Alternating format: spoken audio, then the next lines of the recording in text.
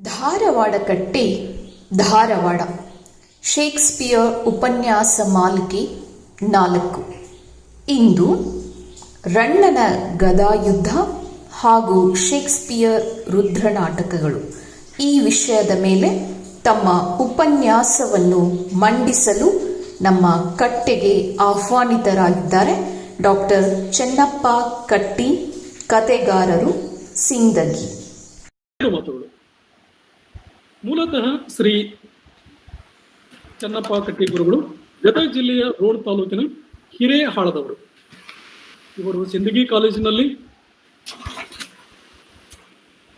1980ರ ಪೂರ್ವದಲ್ಲಿ ತಮ್ಮ ಉಪನ್ಯಾಸ ವೃತ್ತಿಯನ್ನು ಪ್ರಾರಂಭಿಸಿರ್ತಾರೆ. ಶ್ರೀಯುತರು ಸಿಂದಗಿ ಕಾಲೇಜಿನಲ್ಲಿ ವೃತ್ತಿಯನ್ನು ಪ್ರಾರಂಭಿಸಿ ಅದೇ ಕಾಲೇಜಿನಲ್ಲಿ ಪ್ರಾಚಾರ್ಯರಾಗಿ ಸೇವೆ ಸಲ್ಲಿಸಿ ನಿವೃತ್ತಿಯನ್ನು ಹೊಂದಿರುತ್ತಾರೆ. ಒಂದು ಸೆಲೆ ಒಂದು ನೆಲೆ, ಇಂಡಿಯಾದಲ್ಲಿ ನೆನಪುಗಳು ಸಾಯುವುದಿಲ್ಲ ಇತ್ಯಾದಿ ಹಲವು ಕವನ ಸಂಕಲನಗಳ ಜೊತೆಗೆ ಬೆಂಕಿ ಇರದ ಬೆಳಕು, ಮುಳುಗಡೆ ಎಂಬ ಕಥಾ ಸಂಕಲನಗಳು ಹಾಗೂ ಇನ್ನೂ ಅನೇಕ ಪುಸ್ತಕಗಳು ಶ್ರೀಯುತರ ಕೈಯಿಂದ ಹೊರಬಂದಿವೆ. ಸಂಕ್ರಮಣ ಕಾವ್ಯ ಪ್ರಶಸ್ತಿ, ಬಿ ಶ್ಯಾಮಸುಂದರ್ ಪ್ರಶಸ್ತಿ ಹಾಗೂ ಅನೇಕ ಪ್ರಶಸ್ತಿಗಳು ಶ್ರೀಯುತರನ್ನು ಅರ್ಪಿಸಿಕೊಂಡು ಬಂದಿವೆ. ನೆಲೆ ಪ್ರಕಾಶನದ ಪ್ರಾಥಮಿಕ ಸದಸ್ಯರು ಶ್ರೀಯುತರು, ಕ್ರಿಯಾಶೀಲ ಸಾಹಿತ್ಯಾಸಕ್ತರು ಹಾಗೂ ಹಿರಿಯ ರಂಗಾಸಕ್ತರು ಆಗಿರುವ ಡಾಕ್ಟರ್ ಚೆನ್ನಪ್ಪ ಕಟ್ಟಿ ಅವರು ಇಂದು ನಮ್ಮೊಂದಿಗೆ ಇರುವುದೇ ನಮ್ಮ ಭಾಗ್ಯವೆಂದು ನಾವು ಭಾವಿಸಿದ್ದೇವೆ. ಈಗ ಶ್ರೀ ಚೆನ್ನಪ್ಪ ಕಟ್ಟಿ ಗುರುಗಳು ರನ್ನನ ಗದಾಯುದ್ಧ ಹಾಗೂ ಶೇಕ್ಸ್ಪಿಯರನ ರುದ್ರ ನಾಟಕಗಳ ಮೇಲೆ ತಮ್ಮ ಉಪನ್ಯಾಸವನ್ನು ನೀಡಲಿದ್ದಾರೆ. ಈ ಉಪನ್ಯಾಸ 45ರಿಂದ 60 ನಿಮಿಷಗಳ ಅವಧಿಯಾಗಿರುತ್ತದೆ. ಆ ನಂತರ ಪ್ರಾಸ್ತಾವಿಕವಾಗಿ ಕೆಲವೊಂದು ಮಾತುಗಳನ್ನು ನಮ್ಮ ಧಾರವಾಡ ಕಟ್ಟೆಯ ಅಧ್ಯಕ್ಷರಾದಂತಹ ಪ್ರೊಫೆಸರ್ ಬಸವರಾಜ ಡೋಣೂರ್ ಗುರುಗಳು ನೀಡಲಿದ್ದಾರೆ. ಆ ನಂತರ ಚರ್ಚೆ, ಪ್ರಶ್ನೆಗಳನ್ನು ಕೈಗೆತ್ತಿಕೊಳ್ಳಲಾಗುವುದು. ಒಂದು ವಿನಂತಿ ಎಲ್ಲರಿಗೂ, ದಯವಿಟ್ಟು ಎಲ್ಲರೂ ತಮ್ಮ ಆಡಿಯೋ ಮತ್ತು ವಿಡಿಯೋಗಳನ್ನು ಮ್ಯೂಟ್ ಮಾಡಿ ಕೇಳಬೇಕಾಗಿ ವಿನಂತಿ.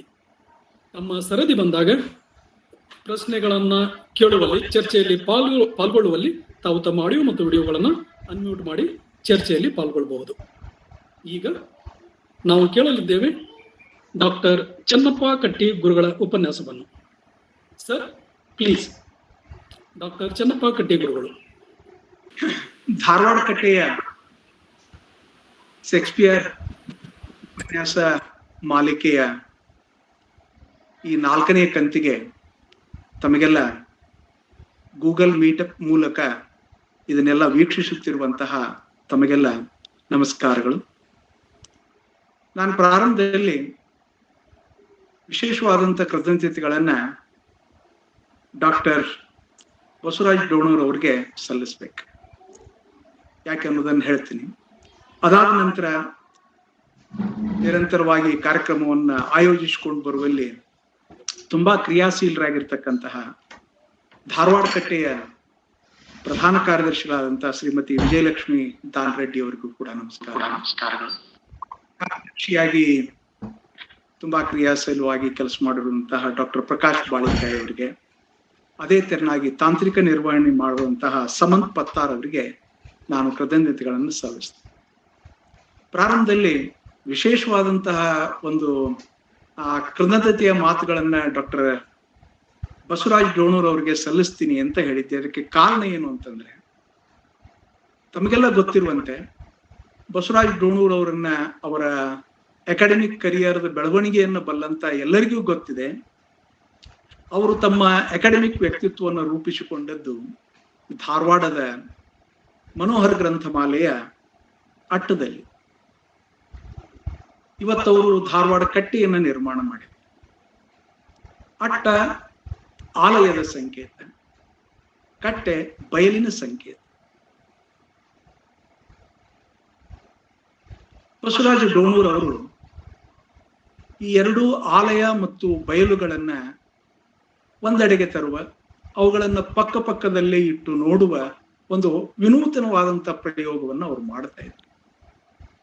ಈ ಬಯಲು ಆಲಯ ಈ ಪರಿಕಲ್ಪನೆ ಮತ್ತು ಅವರು ತುಂಬಾ ಪ್ರೀತಿಯ ಅವರ ಗುರುಗಳಾದಂತ ಕೀರ್ತಿನಾಥ್ ಕುರ್ತಕೋಟಿ ಅವರ ಪ್ರೀತಿಯ ಒಂದು ಪಾರಿಭಾಷಿಕ ಪದ ಅದು. ಬಸವರಾಜ್ ಡೋಣೂರ್ ಅವರು ಆಲಯದಲ್ಲಿಯೇ ಬೆಳೆಯುತ್ತಲೇ ಬಯಲಿಗೆ ಬಂದು ನಿಂತಿರತಕ್ಕಂಥ ವಿಶಿಷ್ಟ ಪ್ರತಿಭಾನ್ವಿತ ಒಬ್ಬ ಪ್ರಾಧ್ಯಾಪಕರಾಗಿ ನಮ್ಮ ಎದುರಿಗೆ ಅವರಿದ್ದಾರೆ. ಹೀಗಾಗಿ ಧಾರವಾಡ ಕಟ್ಟೆಯಂತಹ ಈ ಬಯಲು ಪ್ರಜ್ಞೆಯ ಒಂದು ಆಲಯ ಬಯಲಿನಲ್ಲೇ ಒಂದು ಹೊಸದನ್ನ ನಿರ್ಮಿಸಿಕೊಂಡು ಒಂದು ಕಟ್ಟೆಯನ್ನ ಕಟ್ಟಿಕೊಂಡು ಒಂದು ಹೊಸ ವೇದಿಕೆಯನ್ನ ಶೇಕ್ಸ್ಪಿಯರ್ನ ನೆವದಲ್ಲಿ ಹಲವಾರು ಜನರನ್ನ ಒಂದು ಕಡೆ ತರುವ, ಅದೇ ರೀತಿಯಾಗಿ ಶೇಕ್ಸ್ಪಿಯರ್ನ ಕುರಿತಾದಂತಹ ಹೊಸ ಹೊಸ ಆಲೋಚನೆಗಳನ್ನ ತಮ್ಮ ಮಧ್ಯದಲ್ಲಿ ಹಂಚಿಕೊಳ್ಳುವುದಕ್ಕೆ ಒಂದು ವಿಶಿಷ್ಟವಾದಂತ ವೇದಿಕೆಯನ್ನ ಡಾಕ್ಟರ್ ಬಸವರಾಜ್ ಡೋಣೂರ್ ಅವರು ಒದಗಿಸಿದ್ದಾರೆ. ಆ ಕಾರಣಕ್ಕಾಗಿ ನಾನು ಹೇಳಿದ್ದು ಅವರಿಗೆ ವಿಶೇಷವಾದಂತ ಒಂದು ಕೃತಜ್ಞತೆಯ ಮಾತುಗಳು. ನಾನಿಂದು ಮಾತಾಡುವಂತಹ ವಿಷಯ ಗದಾಯುದ್ಧ ಮತ್ತು ಶೇಕ್ಸ್ಪಿಯರ್ನ ರುದ್ರ ನಾಟಕಗಳು ಅಂತ. ತುಂಬಾ ಕುತೂಹಲಕಾರಿಯಾದ, ತುಂಬಾ ವೈರುಧ್ಯದಿಂದ ತುಂಬಿರತಕ್ಕಂತ ಒಂದು ಶೀರ್ಷಿಕೆ ಇದು ಅಂತ ತಕ್ಷಣ ಯಾರಿಗಾದ್ರೂ ಅನ್ನಿಸಬಹುದು. ಯಾಕೆ ಅಂತ ಈ ಇಬ್ಬರು ವ್ಯಕ್ತಿಗಳು ಕಾಲ, ಭಾಷೆ ಮತ್ತು ಅವರು ತಮ್ಮ ಅನುಭವವನ್ನ ಅಭಿವ್ಯಕ್ತಿಗೊಳಿಸ್ಲಿಕ್ಕೆ ಬಳಸಿಕೊಂಡಿರ್ತಕ್ಕಂತಹ ಮಾಧ್ಯಮ ಸಾಹಿತ್ಯ ಪ್ರಕಾರ ಏನಿದೆಯಲ್ಲ, ಇವೆಲ್ಲ ತೀರಾ ಭಿನ್ನ ಅದಾವ. ತಮ್ಗೆಲ್ಲ ಗೊತ್ತಿರುವಂತೆ ರನ್ನನ ಕಾಲ 10ನೇ ಶತಮಾನ, ಶೇಕ್ಸ್ಪಿಯರ್ನ ಕಾಲ 16ನೇ ಶತಮಾನ. ರನ್ನನ ದೇಶ ನಾಡು ಕರ್ನಾಟಕ, ಮುಧುವಳಲ್, ಬೆಳವಲಿ ಇತ್ಯಾದಿ. ಶೇಕ್ಸ್ಪಿಯರ್ ಇಂಗ್ಲೆಂಡ್ ಮೂಲದ ವ್ಯಕ್ತಿ. ಶೇಕ್ಸ್ಪಿಯರ್ ಇಂಗ್ಲಿಷ್ ಅನ್ನ ಬಳಸಿದರೆ ರನ್ನ ಕನ್ನಡವನ್ನು ಬಳಸಿದ್ದಾರೆ. ರನ್ನ ಆಯ್ದುಕೊಂಡಂತಹ ಒಂದು ಸಾಹಿತ್ಯ ಪ್ರಕಾರ ಅದು ಕಾವ್ಯ, ಚಂಪು ಕಾವ್ಯ. ಶೇಕ್ಸ್ಪಿಯರ್ ಬಳಸಿದ್ದು ಆತ ಅಳವಡಿಸಿಕೊಂಡಿರುವಂಥದ್ದು ನಾಟಕ ಸಾಹಿತ್ಯ ಪ್ರಕಾರ. ಇದನ್ನೆಲ್ಲ ನೋಡಿದ್ರೆ ಇಷ್ಟೆಲ್ಲ ಭಿನ್ನತೆಗಳಿದ್ದಾಗ ಏನು ಇನ್ನೆರಡು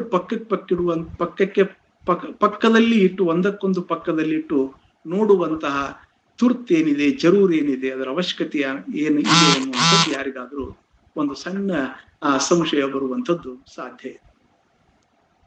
ಇಷ್ಟೆಲ್ಲ ಭಿನ್ನತೆಗಳಿದ್ರು ಒಂದು ತೌಲನಿಕ ಅಧ್ಯಯನ ಮಾಡಲು ಸಾಧ್ಯವೇ ಅನ್ನುವಂಥ ಒಂದು ಆಲೋಚನೆ ಹಿನ್ನೆಲೆಯೊಳಗ ನಾನು ಈ ವಿಷಯವನ್ನ ಆಯ್ಕೆ ಮಾಡಿಕೊಂಡಿದ್ದೇನೆ. ಇದೊಂದು ಸಣ್ಣ ಕಿರು ಪ್ರಯತ್ನ, ಇದೊಂದು ಹೈಪೋಥಿಸಿಸ್. ಇದರ ನಂತರ ನೀವು ಕೂಡಿ ಇದನ್ನೊಂದು ಯಾವುದಾದ್ರೂ ಒಂದು ಥೀಸಿಸ್ ಮಾದರಿಗೆ ಒಯ್ದು ನಿಲ್ಲಿಸುವ ಪ್ರಯತ್ನವನ್ನು ಮಾಡಬೇಕು. ಇಂಥ ಎಲ್ಲ ಆಲೋಚನೆಗಳು ಅಂದ್ರೆ ರನ್ನನ ಗದಾಯುದ್ಧ ಮತ್ತು ಶೇಕ್ಸ್ಪಿಯರ್ ನಾಟಕಗಳು, ಇಂಥದ್ದೊಂದು ಆಲೋಚನೆ ವಸಾಹತು ಪೂರ್ವದಲ್ಲಿ ಹೊಳಿಲಿಕ್ಕೆ ಸಾಧ್ಯವೇ ಇಲ್ಲ. ವಸಾಹತೋತ್ತರ ಸಂದರ್ಭದಲ್ಲಿ ಅಥವಾ ವಸಾಹತೀಕರಣಕ್ಕೆ ಒಳಗೊಂಡಿರ್ತಕ್ಕಂತಹ ಎಲ್ಲ ರಾಷ್ಟ್ರಗಳು ತಮ್ಮ ನಾಡಿನ, ತಮ್ಮ ನೆಲೆಯ, ತಮ್ಮ ಪ್ರಾದೇಶಿಕ ಸನ್ನಿವೇಶದಲ್ಲಿರುವಂತ ಒಬ್ಬ ಲೇಖಕನನ್ನ ನಮ್ಮನ್ನು ವಸಾಹತೀಕರಣಕ್ಕೆ ಅಳವಡಿಸಿ ನಮಗೊಂದಿಷ್ಟನ್ನು ಕೊಟ್ಟು ಒಂದಿಷ್ಟು ತಗೊಂಡು ನಾವು ಅವರಿಂದ ತಗೊಂಡು ಅವ್ರಿಗೊಂದಿಷ್ಟು ಕೊಟ್ಟು ಏನೋ ಪ್ರಕ್ರಿಯೆ ನಡೆದಲ್ಲ. ಇಂತಹ ಪ್ರಕ್ರಿಯೆ ನಡೆದಂತಹ ಸಂದರ್ಭದೊಳಗ ಇಂಥ ಆಲೋಚನೆಗಳು ಹುಟ್ಟುತ್ತವೆ ಅಂತ ನಾನು ಭಾವಿಸಿಕೊಂಡಿದ್ದೇನೆ. ಯಾಕೆ ಇಂಥದ್ದೊಂದು ಚರ್ಚೆ ಮಾಡಬಹುದು, ಏನು ಅಂಶಗಳಿವೆ, ಚರ್ಚೆಗೆ ಒಂದಿಷ್ಟು ಬೇಸಿಸ್ ಏನಾದರೂ ಇದೆಯೇ ಅಂತ ನಾನು ಯೋಚನೆ ಮಾಡಿದೆ. ನನಗೆ ಹೊಳೆದಿರ್ತಕ್ಕಂಥ ಹಲವಾರು ಇವೆ, ಎರಡು ಪ್ರಮುಖ ಅಂಶಗಳನ್ನು ನಾನು ತಮ್ಮೆದುರಿಗೆ ಪ್ರಾರಂಭದಲ್ಲಿ ಹೇಳ್ತೇನೆ. ಏನು ವೈಶಿಷ್ಟ್ಯ ಅಂತಂದ್ರೆ, ಶೇಕ್ಸ್ಪಿಯರ್ ನಾಟಕ ಬರದ, ಅದರ ಮೈತುಂಬ ಕಾವ್ಯವನ್ನ ಬಳಸಿಕೊಂಡ.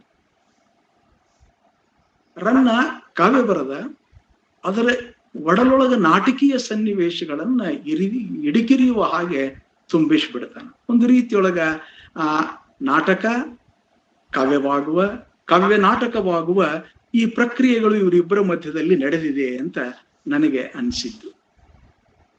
ಇನ್ನೂ ಕುತೂಹಲದ ಸಂಗತಿ ಅಂತಂದ್ರೆ ಇವರಿಬ್ರು ತಮ್ಮ ಸಾಹಿತ್ಯ ಪ್ರಕಾರದೊಳಗೆ ಗದ್ಯ ಪದ್ಯ ಎರಡನ್ನೂ ಬಳಸಿಕೊಂಡಿದ್ದಾರೆ.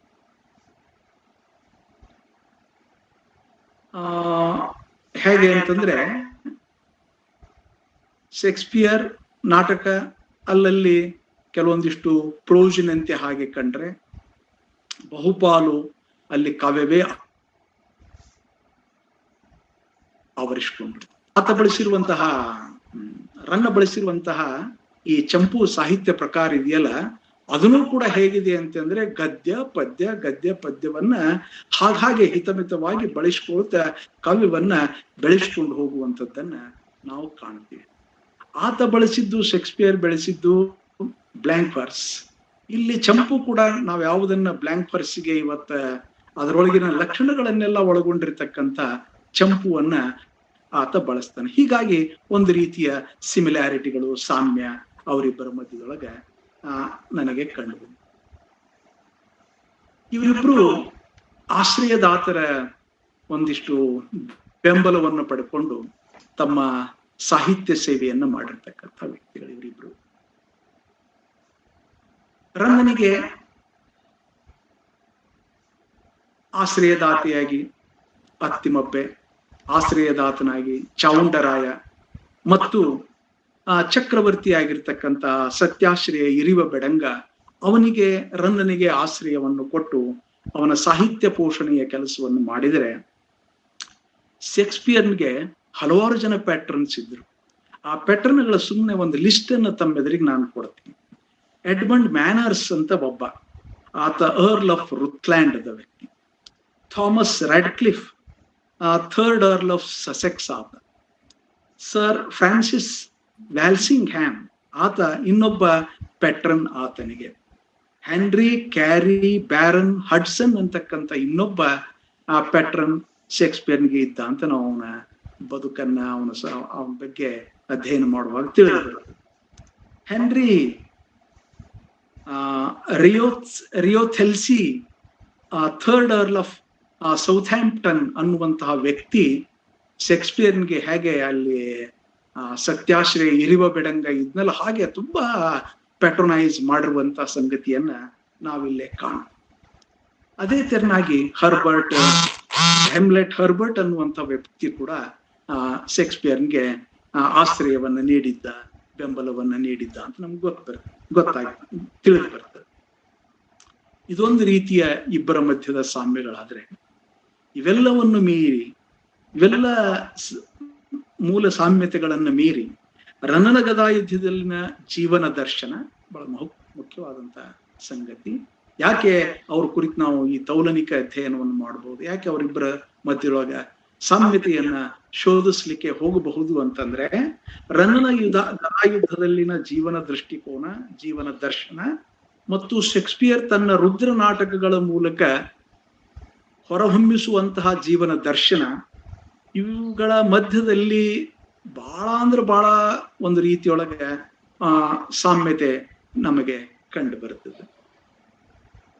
ಇದನ್ನು ಸ್ವಲ್ಪ ವಿಸ್ತರಿಸಿ ಕೆಲವು ಮಾತುಗಳನ್ನು ಹೇಳೋದಾದ್ರೆ, ರುದ್ರ ನಾಟಕದ ಲಕ್ಷಣಗಳು, ಇದರಲ್ಲಿ ಸದ್ಯ ವೀಕ್ಷಕರಾಗಿ ಪಾಲ್ಗೊಂಡವರೆಲ್ಲ ಇಂಗ್ಲಿಷ್ ಲಿಟ್ರೇಚರ್ ಅನ್ನ ಓದಿಕೊಂಡವರೇ ಬಹಳಷ್ಟು ಜನ ಇರೋದ್ರಿಂದ ನಾನೇನ್ ನಿಮ್ಗೆ ಇದನ್ನು ವಿಸ್ತರಿಸಿ ಹೇಳ್ಬೇಕಾಗಿಲ್ಲ. ಅರಿಸ್ಟಾಟಲ್ನ ಒಂದು ವಿವರಣೆ, ಟ್ರಾಜಿಡಿಯ ಕುರಿತಾಗಿ ಹೀಗಿದೆ: imitation of an action that is serious. ಈ ರುದ್ರ ನಾಟಕದಲ್ಲಿ ಟ್ರಾಜಿಡಿ ಒಳಗೆ ಏನಿರ್ಬೇಕು ಅಂತಂದ್ರೆ, ಆಕ್ಷನ್ ತುಂಬಾ ಸೀರಿಯಸ್ ಆಗಿರ್ಬೇಕು, ಅದರ ಅನುಕರಣೆ ಅಲ್ಲಿ ಇರ್ಬೇಕು. ಆ ಆಕ್ಷನ್ ಅನ್ನು ಮಾಡುವ ಮತ್ತು ಕ್ರಿಯೆಯನ್ನು ಮಾಡುವ ಮತ್ತು ಕರ್ತೃ ಮಾಡುವವ ಇವರಿಬ್ರು ಹೇಗಿರ್ಬೇಕು ಅಂದ್ರೆ ತುಂಬಾ ಮ್ಯಾಗ್ನಿಟ್ಯೂಡ್ ಆದಂತ ವ್ಯಕ್ತಿತ್ವವನ್ನ ಹೊಂದಿರ್ಬೇಕು. ಆಮೇಲೆ ಈ ಕೃತಿ ಅದರ ಬಂಧಕ್ಕೆ ಸಂಬಂಧಪಟ್ಟ ಹಾಗೆ ಹೇಳೋದಾದ್ರೆ ಕಂಪ್ಲೀಟ್ ಇನ್ ಇಟ್ ಸೆಲ್ಫ್ ಅಂತ ಹೇಳ್ತಾರೆ. ಆ complete in it self quality ಒಂದು ಅನುಭವವನ್ನು ನಾವು ಅದನ್ನು ಓದ್ತಾ ಇದ್ದಂತೆ ಅದು ಇಲ್ಲಿಂದ ಪ್ರಾರಂಭವಾಯಿತು, ಇಲ್ಲಿಗೆ ಮುಕ್ತಾಯವಾಯಿತು ಅನ್ನುವಂಥ ಒಂದು ಫೀಲಿಂಗ್ ಅನ್ನ ಅದು ನಮಗೆ ಕೊಡಬೇಕು. ಬಹಳ ಪ್ರಮುಖವಾದಂತ ಒಂದು ಸಂಗತಿ ಏನು ಅಂತಂದ್ರೆ, ಇದು ನೆರೇಟಿವ್ ಫಾರ್ಮ್ನೊಳಗೆ ಇರಲಾರದೆ, ಕಥನ ರೂಪದಲ್ಲಿ ಇರದೆ, ಅದೊಂದು ರೀತಿಯೊಳಗ ನಾಟಕೀಯ ರೂಪದೊಳಗ ಡ್ರಾಮೆಟಿಕ್ ಫಾರ್ಮ್ನೊಳಗೆ ಇರ್ತದ ಅನ್ನುವಂಥದ್ದನ್ನು ಗಮನಿಸ್ಬೇಕು. ಹೀಗಾಗಿಯೇ ರನ್ನನ ಬಗ್ಗೆ ನಮಗೆ ಕುತೂಹಲ ಯಾಕೆ ಮೂಡುತ್ತಂದ್ರೆ, ಅದೊಂದು ನೋಡ್ಲಿಕ್ಕೆ ಕಥನದ ಹಾಗೆ ಕಂಡ್ರೂ ಕೂಡ ಅಲ್ಲಿ ನಾಟಕೀಯ ಅಂಶಗಳು ಮೇಳವಿಸಿ ಬರೋದ್ರಿಂದ, ದಟ್ಟೈಸಿ ಬರೋದ್ರಿಂದ ಇಲ್ಲೊಂದು ನಾಟಕ ಇದೆ ಅಂತ ನಮಗೆ ಅನಿಸ್ಬೋದು. ಡ್ರಾಮೆಟಿಕ್ ಫಾರ್ಮ್ ಇಲ್ಲಿದೆ, ಇದ್ರೊಳಗೆ ಡ್ರಾಮೆಟಿಕ್ ಫಾರ್ಮ್ ಇದೆ ಅಂತ ಇರೋದಂತೂ ಸತ್ಯವೇ. ಅದು ಎಷ್ಟು ಆಕರ್ಷಣೆ ಮಾಡಿದೆ ಅಂದ್ರೆ, BM ಶ್ರೀ ಅವ್ರನ್ನ ಗದಾಯುದ್ಧ ನಾಟಕಂ ಅಂತ ಒಂದು ನಾಟಕವನ್ನೇ ಬರೆದ್ಬಿಟ್ರು. ಅಂದ್ರೆ ನೋಡ್ರಿ, ಆ ಕಾವ್ಯದ ರೂಪವನ್ನು ತಗೊಂಡು ಬಹಳ ಶ್ರಮ ವಹಿಸದೆ ಅದನ್ನ ನೇರವಾಗಿ ನಾಟಕದ ರೂಪಕ್ಕೆ ತಂದ್ಬಿಡ್ಲಿಕ್ಕೆ ಸಾಧ್ಯ, ಮತ್ತು ಹಾಗೆ ಒಬ್ಬ ಸಹೃದಯನನ್ನ ಅದು ಪ್ರೇರೇಪಿಸ್ತದೆ, ಟೆಂಪ್ಟ್ ಮಾಡುತ್ತೆ. ನನ್ನೊಳಗೆ ದೊಡ್ಡದೊಂದು ನಾಟಕ ಇದೆ, ಈ ನಾಟಕವನ್ನಷ್ಟೇ ಹೊರಗೆ ತಗೊಂಬರ್ರಿ ಅಂತ ಅದು ಹೇಳ್ತದೆ ಅನ್ನೋ ಕಾರಣಕ್ಕೆ ಅಲ್ಲೊಂದು ಅದು ಡ್ರಾಮೆಟಿಕ್ ಫಾರ್ಮ್ ಅದಕ್ಕೆ ಇರಬೇಕು. ಇಲ್ಲಿ ನಡೆಯುವಂತಹ ಎಲ್ಲ ಘಟನಾವಳಿಗಳು, ಇನ್ಸಿಡೆಂಟ್ಸು, ಆಕ್ಷನ್ಸ್ ಏನ್ ನಡೀತವಲ್ಲ, ಅವು ನಮ್ಮೊಳಗ ಎರಡು ಅನುಭೂತಿಗಳನ್ನು ಸೃಷ್ಟಿ ಮಾಡಬೇಕು. ಒಂದು ಪಿಟಿ, ಇನ್ನೊಂದು ಫಿಯರ್. ಈ ಪಿಟಿ ಮತ್ತು ಫಿಯರ್ ಆ ಪಾತ್ರಗಳ ಅಲ್ಲಿ ಸೃಷ್ಟಿಯಾಗಿರುವಂತ ಸನ್ನಿವೇಶಗಳು, ಎದೆ ನಡಗಿಸುವ ಸನ್ನಿವೇಶಗಳು, ಆ ಕರಳನ್ನು ಮೀಟತಕ್ಕಂತ ಸನ್ನಿವೇಶಗಳು ಇದ್ರೆ ಕೇಳುವ ನಮ್ಮೊಳಗ ಒಂದ್ ರೀತಿಯೊಳಗ ಪಿಟಿ ಅಂಡ್ ಫಿಯರ್ ಅಲ್ಲಿರ್ಬೇಕು. ಆದ್ರೆ ಅಲ್ಲಿಗೆ ನಿಲ್ಲಬಾರದು. ಪಿಟಿ ಅಂಡ್ ಫಿಯರ್ ಅನ್ನ ಅದು ಉಂಟು ಮಾಡಿ ಅಲ್ಲಿಗೆ ಕೈ ಬಿಡಬಾರದು. ಪ್ರೇಕ್ಷಕ ಅದನ್ನ ನೋಡ್ತಾ ಕುಳಿತಿರತಕ್ಕಂತ ಪ್ರೇಕ್ಷಕ, ಯಾಕಂದ್ರೆ ಇವೆಲ್ಲ ನಾಟಕಗಳಾಗಿರೋದ್ರಿಂದ ಓದುವ ಸಹೃದಯ ಅನ್ನೋದ್ರ ಬದಲಿ ನಾವು ಅದನ್ನ ನೋಡುವ ಪ್ರೇಕ್ಷಕ ಏನಿದ್ದಾನಲ್ಲ, ಆ ಪ್ರೇಕ್ಷಕನೊಳಗ ಒಂದು ರೀತಿಯೊಳಗ ಭಾವ ವಿರೇಚನ, ಕೆಥಾರ್ಸಿಸ್ ಅಂತ ಕರೀತಾರೆ ಅದಕ್ಕೆ, ಭಾವ ವಿರೇಚನ ಆಗ್ಬೇಕು.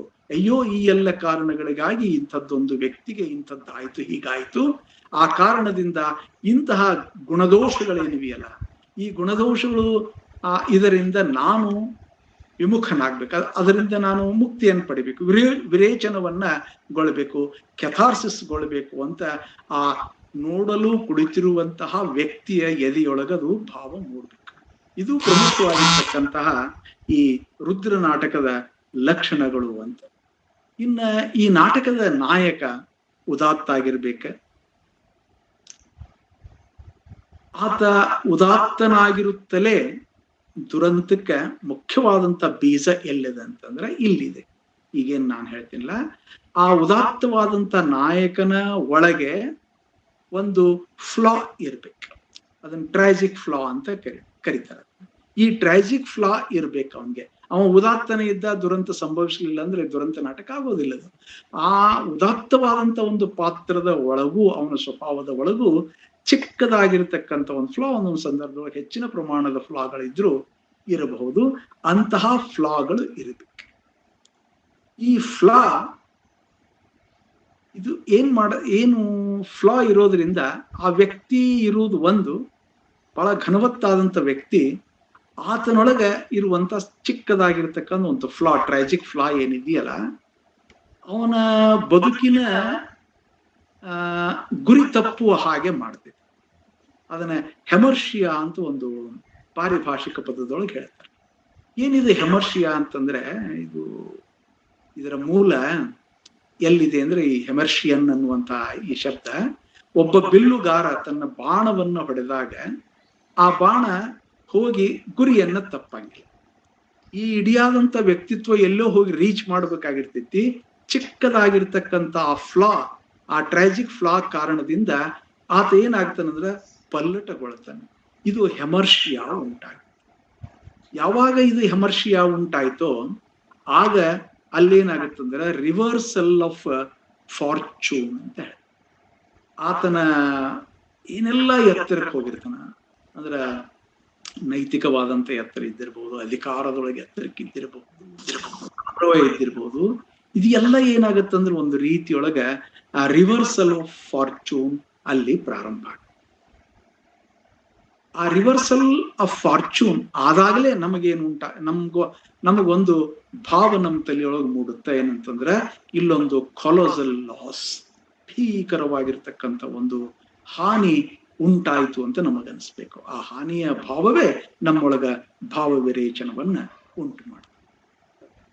ಇನ್ನ ನೀಶೆ ಇನ್ನೊಂದಿಷ್ಟು ಆ ಟ್ರಾಜಿಡಿಯ ಕುರಿತು ಒಂದಿಷ್ಟು ವಿಸ್ತಾರ ಮಾಡೋದಾದ್ರೆ, ನೀಶೆ ಟ್ರಾಜಿಡಿ ಹೇಗೆ ಉಂಟಾಗುತ್ತೆ ಅನ್ನೋದನ್ನು ಒಂದ್ ಕಡೆಗೆ ಫಿಲಾಸಫಿ, ಆತ ಎರಡು ಪರಿಕಲ್ಪನೆಗಳನ್ನು ಬಳಸ್ತಾನೆ.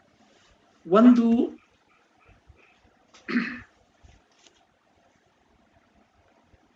ವರ್ಲ್ಡ್ ಆಫ್ ಡ್ರೀಮ್ ಅಂತ ಕರೀತಾನೆ ಒಂದನ್ನ. ಪ್ರತಿಯೊಬ್ಬ ವ್ಯಕ್ತಿ ಈ ಎರಡು ವರ್ಲ್ಡ್ಗಳಲ್ಲಿ ಒಂದು ವರ್ಲ್ಡ್ನೊಳಗೆ ಬದುಕ್ತಿರ್ತಾನೆ, ವಾಸ್ತವದ ಹಿನ್ನೆಲೆಯೊಳಗೆ ಅವನಿಗೇನೋ ಆಗತ್ತೆ, ಅದನ್ನ ವರ್ಲ್ಡ್ ಆಫ್ ಇಂಟಾಕ್ಸಿಕೇಶನ್ ಅಂತ ಈ ಎರಡು ಪರಿಕಲ್ಪನೆಗಳನ್ನು ಬಳಸ್ತಾನೆ. ಈ ವರ್ಲ್ಡ್ ಆಫ್ ಡ್ರೀಮ್ ಏನಿದೆಯಲ್ಲ, ಇದು ಅತ್ಯಂತ ತುಂಬಾ ಬ್ರಿಟಲ್, ಲೈಕ್ ಸುಂದರವಾದಂಥದ್ದು, ಸುಂದರ ಆದ್ರೆ ಅಷ್ಟೇ ಕ್ಷಣಿಕವಾಗಿರ್ತಕ್ಕಂಥದ್ದು, ಕ್ಷಣಭಂಗುರವಾದದ್ದು ಇರ್ತದೆ. ಈ dream of world of dream, ಅದಕ್ಕೆ ವಾಸ್ತವದ ಏನಾದ್ರೂ ಒಂದು ಹೊಡೆತ ಬಿದ್ದಾಗ ಅದೊಂದು ರೀತಿಯೊಳಗ ಅಲ್ಲಿ ಸಫರಿಂಗ್ ಸ್ಟಾರ್ಟ್ ಆಗ. ಪ್ರತಿಯೊಬ್ಬ ಟ್ರಾಜಿಕ್ ಹೀರೋ ಅವ ಗ್ರೇಟ್ ಸಫರರ್ ಇರ್ತಾನೆ, ಯಾತನೆಯನ್ನು ಅನುಭವಿಸುವಂತ ಒಬ್ಬ ವ್ಯಕ್ತಿ ಆತ ಇರ್ತಾನೆ. ಆ ವರ್ಲ್ಡ್ ಆಫ್ ಇಂಟಾಕ್ಸಿಕೇಶನ್ ಅಂತ ಏನಿದೆಯಲ್ಲ, ಆ ಕಡೆಗೆ ಪಲ್ಲಟಗೊಂಡು ಆತನ ಆತನ ಕನಸು ಭಗ್ನವಾಗಿ ವರ್ಲ್ಡ್ ಆಫ್ ಇಂಟಾಕ್ಸಿಕೇಶನ್ ದಲ್ಲಿ ಆತ ಜಾರ್ತನ. ಒಂದು ರೀತಿಯೊಳಗ ರೌದ್ರ ವಿಭಸ್ತ ಅಂತ ನಾವೇನ್ ಕರಿತೀವಲ್ಲ, ಅಂಥದ್ದೊಂದು ಅನುಭೂತಿ ನಮಗೆ ಅಲ್ಲಿ ಪ್ರಾರಂಭ. ಮೂಲ ವಿಷಯಕ್ಕೆ ಬರೋದಾದ್ರೆ, ರನ್ನನ ಗದಾಯುದ್ಧವನ್ನ ಈ ಗ್ರೀಕ್ ರುದ್ರ ನಾಟಕಗಳೊಂದಿಗೂ ಕೂಡ ಮತ್ತು ಶೇಕ್ಸ್ಪಿಯರ್ನ ಮ್ಯಾಕ್ಬೆತ್ ಮತ್ತು ಕೋರಿಯೋಲೆನಿಸ್ ಅನ್ನುವಂಥ ನಾಟಕದೊಂದಿಗೆ ತುಲನೆ ಮಾಡಿ ಚರ್ಚೆಯನ್ನ ಕನ್ನಡದಲ್ಲಿ ಪ್ರಾರಂಭಿಕ ಹಂತದಲ್ಲಿ BM ಶ್ರೀ ಅವರಿಂದ ಹಿಡ್ಕೊಂಡು ಕುವೆಂಪು, H. ತಿಪ್ಪೇರುದ್ರ ಸ್ವಾಮಿ ಮತ್ತು ಬಹಳ ಈ ಕುರಿತಾದಂತೆ ನೇರವಾಗಿ ಒಂದು ಲೇಖನವನ್ನ ಬರೆದಿರ್ತಕ್ಕಂಥವ್ರು ಅವರು ವೆಂಕಟರಾಮಯ್ಯ, CK ವೆಂಕಟರಾಮಯ್ಯ ಅನ್ನುವಂಥವ್ರು ಒಂದು ಲೇಖನವನ್ನು ಬರೀತಾರೆ. ಗದಾಯುದ್ಧ ಕಾವ್ಯದಲ್ಲಿ ರನ್ನನು ತೋರಿಸಿರುವ ಪಾತ್ರ ರಚನಾ ಕೌಶಲ ಅಂತ ಒಂದು ಟೈಟಲ್ ಹಿನ್ನೆಲೆಯೊಳಗೆ ಅವರು ಗ್ರೀಕ್ ರುದ್ರನಾಟದೊಳಗಿನ ಪಾತ್ರಗಳನ್ನ ಮತ್ತು ರನ್ನನ ಗದಾಯುದ್ಧದೊಳಗಿನ ದುರ್ಯೋಧನನನ್ನ, ಆಮೇಲೆ ಮ್ಯಾಕ್ಬೆತ್ನನ್ನ ಮತ್ತು ದುರ್ಯೋಧನನನ್ನ ಹೀಗೆ ಹೋಲಿಕೆ ಮಾಡುವ ಪ್ರಯತ್ನ ಅಲ್ಲಿಂದ ಕಂಡು ಬರ್ತದೆ. ಈ ಪ್ರಾರಂಭಿಕ ಹಂತದೊಳಗೆ ರುದ್ರ ನಾಟಕಗಳೊಂದಿಗೆ ಅದರ ಲಕ್ಷಣಗಳು, ಅದರೊಂದಿಗೆ ಹೋಲಿಕೆ ಮಾಡಲು ಸಾಧ್ಯವಿದೆ ಅಂತ ಪ್ರಾರಂಭಿಸಿದವರ ಅವ್ರ ನಿಲುವು ಏನದ ಅಂತಂದ್ರೆ, ಈ ಗದಾಯುದ್ಧದ ನಾಯಕ ಅವ್ರು ಹೇಳ್ತಾರ ಭೀಮಲ್ಲ, ಅದರ ನಾಯಕ ದುರ್ಯೋಧನ ಅನ್ನುವಂಥದ್ದು ಒಂದು ವಾದ. ಆಮೇಲೆ ಎರಡನೇ ವಾದ ಬಹಳ ಮಹತ್ವದ್ದು. ಇದರ ಕಥಾ ಸಂವಿಧಾನ, ಈ ಗದಾಯುದ್ಧದ ಕಥಾ ಸಂವಿಧಾನ, ಪ್ಲಾಟ್ ಅಂತ ನಾವೇನ್ ಕರಿತೀವಲ್ಲ, ಅದು ರುದ್ರ ನಾಟಕದ ಕಥಾ ಸಂವಿಧಾನವನ್ನ ಹೋಲುವಂಥದ್ದಾಗಿ. ಈ ಮಾತನ್ನ ಪಂಪನಿಗೆ ಹೇಳಲಿಕ್ಕೆ ಬಹಳ ನಮ್ಗೆ ಕಷ್ಟ. ಪಂಪನ ಕುರಿತಾದಂತ ಪಾತ್ರಗಳ ಕುರಿತು ಹೇಳಲಿಕ್ಕೆ ಕಷ್ಟ ಆಗುತ್ತೆ. ಆದ್ರೆ ರನ್ನನ ಕಾವ್ಯವನ್ನ ಮುಂದಿಟ್ಕೊಂಡು ಹೇಳಲಿಕ್ಕೆ ಧೈರ್ಯ ಯಾಕೆ ಬರ್ತದಂದ್ರೆ, ಆತ ಬಳಸಿರ್ತಕ್ಕಂಥ ಈ ಫ್ಲಾಶ್ ಬ್ಯಾಕ್ ಟೆಕ್ನಿಕ್ ಏನಿದೆಯಲ್ಲ, ಆ ಟೆಕ್ನಿಕ್ಕಿನ ಮೂಲಕ ಆತ ಏನ್ ಮಾಡ್ತಾನಂದ್ರೆ, ಆ ಕಥಾ ಹಂದರ ಹಿಂಗೆ ಕಟ್ಟತಾನಲ್ಲ, ಅದೊಂದು ರೀತಿಯೊಳಗ ಒಂದು ದುರ್ಯೋಧನ ಅನ್ನುವಂಥ ಪಾತ್ರ ಅದು ಏನೇನೋ ಜರ್ನಿ ಮಾಡಿಕೊಂಡು ಬರ್ಬೇಕಾಗಿದಿಲ್ಲ, ಆ ಜರ್ನಿಗೆ ಪೂರಕವಾಗಿರ್ತಕ್ಕಂಥ ಸಾಧ್ಯತೆಗಳನ್ನ ಈ ಕಥಾ ಹಂದರದಲ್ಲಿ ನಾವು ಕಾಣ. ಆಮೇಲೆ ಇನ್ನೊಂದು ಅವರು ಕೊಡುವಂತ ಕಾರಣ ಯಾಕೆ ಅಂತಂದ್ರೆ, ಒಂದು ಮಹಾನ್ ವ್ಯಕ್ತಿತ್ವ, ಮಹಾ ವಸ್ತು, ಅದು ಏನಾಗತ್ತಂದ್ರೆ ಒಂದು ಮಹಾ ವಿನಾಶದ ಯಾತನೆಯನ್ನ ಅನುಭವಿಸ್ತಲ್ಲ ಅನ್ನುವಂಥ ಭಾವ ಅಂದ್ರೆ ದುರ್ಯೋಧನ ಹಿನ್ನೆಲೆಯೊಳಗನ ಅವ್ರಿಗೆ ಅನಿಸಿ ಈ ನಾಟಕ, ಈ ರನ್ನನ ಗದಾಯುದ್ಧ ರುದ್ರ ನಾಟಕದ ಹಲವಾರು ಲಕ್ಷಣಗಳನ್ನು ಒಳಗೊಂಡಿದೆ ಅಂತ ಅವರು ಒಂದು ವಾದವನ್ನು ಮಾಡ್ತಾರೆ. ಮತ್ತೆ ಇದನ್ನು ವಿರೋಧಿಸಿದವರು ಇಲ್ವೇ ಅಂತಂದ್ರೆ ಇದ್ದಾರೆ, ಅವ್ರ ವಾದಗಳು ಕೂಡ ಇವೆ. ಇದನ್ನೆಲ್ಲ ವಿರೋಧಿಸಿದಂತ ಒಂದೆರಡು ಹೆಸರುಗಳನ್ನ, 2-3 ಹೆಸರುಗಳನ್ನ ನಾನು, ಒಂದು ದ.ರಾ. ಬೇಂದ್ರೆ ಅವರು, ಕೀರ್ತಿನಾಥ್ ಕುರ್ತಕೋಟಿ ಅವರು, H.G. ಲೋಕೂರ್ ಅಂತಕ್ಕಂಥವರು, ಇವುಗಳನ್ನ ಈ ಒಂದು ಹೋಲಿಕೆಯ, ಇವೆರಡರ ಮಧ್ಯದ ಹೋಲಿಕೆಯನ್ನ ವಿರೋಧಿಸಿದ ಒಂದು ವಾದದ ಪಂಗಡ ಇಲ್ಲೊಂದು. ಅವ್ರು ಕೊಡುವಂತ ಕಾರಣ ಏನಂತಂದ್ರೆ, ಒಬ್ಬ ಓದವಂಗ ಒಂದೊಂದು ರೀತಿ ಕಾಣಿಸ್ತದೆ, ರನ್ ಅವಂಗ ದುರ್ಯೋಧನ ಅವ್ರಿಗೆ ಹಂಗ್ ಕಂಡಿರ್ಬೇಕು, ರುಚಿ ವೈಚಿತ್ರ್ಯ ಅಂತ ಕರೀತಾರೆ ಅವರು. ಕೆಲವು ಜನರಿಗೆ ಯಾರಿಗೂ ಕಾಣಲಾರದು, ಕೆಲವು ಜನರಿಗೆ ಕಾಣುತ್ತೆ, ಒಂದು ಒಂದೇ ವಿಶಿಷ್ಟ ರುಚಿಪ ಅವ್ರದ್ದು. ರುಚಿ ವೈಚಿತ್ರ್ಯ ಅಂತ ಮೊದಲಿನವರ ವಾದವನ್ನ ಅಲ್ಲಗಳಿಲಿಕ್ಕೆ ಅವ್ರು ಬಳಸುವಂತ ಪಾರಿಭಾಷಿಕ ಪದ ಆ ರುಚಿ ವೈಚಿತ್ರ್ಯ ಅಂತ ತಿಳ್ಕೊಂಡು. ಇನ್ನೊಂದು ಬಹಳ ಮಹತ್ವದ ವಾದವನ್ನ ಅವ್ರು ಮಂಡಿಸ್ತಾರೆ. ನಮ್ಮ ಭಾರತೀಯ ಪರಂಪರೆಯೊಳಗೆ, ತತ್ವ ಚಿಂತನೆಯ ಪರಂಪರೆಯೊಳಗ ಈ ಗಂಭೀರ ನಾಟಕಗಳಿಗೆ ಜಾಗೆ ಇಲ್ಲ, ಅದು ತುಂಬಾ ವಿರುದ್ಧವಾದಂಥದ್ದು. ನಮ್ದೇನಿದ್ರು ಸುಖಾಂತವನ್ನ ಕಾಣುವ ಒಂದು ತಾತ್ವಿಕತೆಯ ಹೊರತಾಗಿ ನಮ್ದು ದುರಂತವನ್ನ ಪ್ರೀತಿಸುವ, ದುರಂತವನ್ನ ಚಿತ್ರಿಸುವ ತಾತ್ವಿಕ ಚಿಂತನೆ ನಮ್ದಲ್ಲ ಅನ್ನುವಂತ ಅವರು ವಾದವನ್ನು ಕೊಡ್ತಾರೆ. ಎರಡೂ ವಾದಗಳನ್ನ ಮುಂದಿಟ್ಕೊಂಡೇ ಇನ್ನೊಂದಿಷ್ಟು ಮುಂದೆ ಹೋಗ್ಬಹುದಾದ್ರೆ ನೋಡ್ಬೇಕ. ರನ್ನ ಹೇಗೆ ಕಟ್ಟಿದ್ದಾನೆ ಅದನ್ನಂತಂದ್ರೆ, ಪ್ರಾರಂಭದಲ್ಲಿ ಹೇಳ್ತಾನೆ, ಈ ಕಾವ್ಯ ನಾನೇನ್ ಬರಿತಾ ಇದ್ದೀನಿಲ್ಲ ಗದಾಯುದ್ಧ, ಈ ಕೃತಿಗೀಶಂ ಚಕ್ರವರ್ತಿ ಸಾಹಸ ಭೀಮಂ ಅಂತ ಹೇಳ್ತಾನೆ. ಪ್ರಾರಂಭದೊಳಗೆ ಹೇಳ್ಬಿಡ್ತಾನೆ, ನನ್ನ ಈ ನಾಟಕ, ಮತ್ತ ಅವರು ಅವನೇ ಹೇಳ್ಯಾನ, ರನ್ನನೇ ಹೇಳಲಿಕ್ಕೆ ನಿಮ್ದೇನ್ ತಕರಾರು ಅಂತ ಅವರು ಈ ಎರಡನೇ ಗುಂಪಿನ ಜನ ಕೃತಿಗೀಶಂ ಚಕ್ರವರ್ತಿ ಸಾಹಸ ಭೀಮಂ ಅಂತ ಸ್ವತಃ ರನ್ನನೇ ಹೇಳುವಾಗ ದುರ್ಯೋಧನ ನಾಯಕ ಅಂತ ಹೇಳುವ ಅವಶ್ಯಕತೆ ಇಲ್ಲ ಅಂತ ಅವ್ರದ್ದು ವಾದ ಇದೆ. ಹೌದು, ಆದ್ರೆ ಬಹಳ ವಿಚಿತ್ರ, ಇದು ಒಂದು ಭೀಮ ಕೇಂದ್ರಿತ ಕಾವ್ಯ ಅಂತ ಪ್ರಾರಂಭ ಮಾಡಿದ್ರು ಕೂಡ ಒಂದೊಂದು ಸಾರಿ ಹೀಗಾಗತ್ತೆ ಕವಿಗಳೊಳಗೆ. ಏನಂದ್ರೆ ಕವಿಯ ಆಶಯ ಒಂದಿರುತ್ತೆ, ಕೃತಿ ಸಾಧನೆ ಅಂತ ಇನ್ನೊಂದು. ಕವಿಯ ಆಶಯ ಇದೆ ಏನು ಅಂತಂದ್ರೆ, ಹೀಗೆ ಕೃತಿಗೆ ಈಶೆ ಯಾರು ಅಂತಂದ್ರೆ ನಮ್ಮ ಸಾಹಸ ಭೀಮನೆ ಅಂತ ಅವ ಆಶಯ ಇಟ್ಕೊಂಡು ಪ್ರಾರಂಭ ಮಾಡ್ತಾನೆ. ಆದ್ರೆ ಬರಿತಾ ಕಾವ್ಯ ಸಾಧನೆಯೊಳಗೆ ಏನಾಗ್ಬಿಡ್ತೀವಿ ಅಂತಂದ್ರೆ, ಅದಕ್ಕೆ ವಿರುದ್ಧವಾಗಿರತಕ್ಕಂತ ನಿಲುವಿಗೆ ಆತ ಹೋಗಿ ನಿಲ್ಲುವ ಸಾಧ್ಯತೆ ಇದೆ.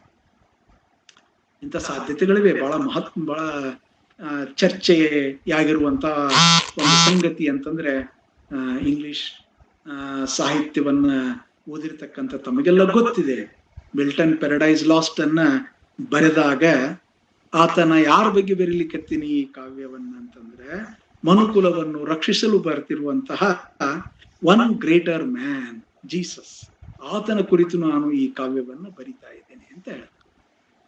ಆದ್ರೆ ಅದರ ನಂತರ ಇನ್ನೊಂದು ಅಂಶವನ್ನು ಹೇಳ್ತಾನೆ, ಏನಂತಂದ್ರೆ ನನ್ನ ಈ ಕಾವ್ಯದ ಪ್ಯಾರಡೈಸ್ ಲಾಸ್ಟ್ ಉದ್ದೇಶ ಏನಿದೆ ಅಂದ್ರೆ, justifying the ways of God to men, ಇದನ್ನು ಕೂಡ ನನ್ನ ಕಾವ್ಯದ ಗುರಿ ಇದೆ ಅಂತ ಪ್ರಾರಂಭದಲ್ಲಿ ಹೇಗೆ ರನ್ನ ಹೇಳಿಕೊಂಡಿದ್ದಾನೋ ಹಾಗೆ ಇಲ್ಲಿ